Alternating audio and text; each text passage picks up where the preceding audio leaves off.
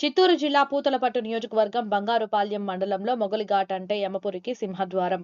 గతంలో మొగలిఘాట్ ఎత్తు ఎక్కువగా ఉండటంతో ప్రమాదాలు ఎక్కువగా జరుగుతున్న తరుణంలో అప్పటి ప్రభుత్వం రోడ్డు నిర్మాణ పనులను చేపట్టి చదును చేసి రోడ్డును వెడల్పు చేశారు. అప్పటి నుండి రోడ్డు ప్రమాదాల నివారణ తక్కువగా ఉండేవి.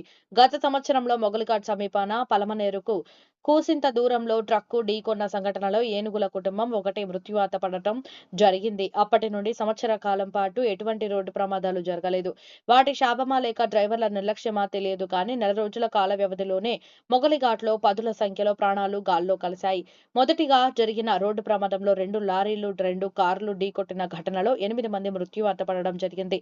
సంఘటన జరిగిన 10 రోజుల కాల వ్యవధిలోనే 2 లారీలు ఢీకొన్న ఘటనలో లారీ క్లీనర్ సజీవ దహనమయ్యాడు.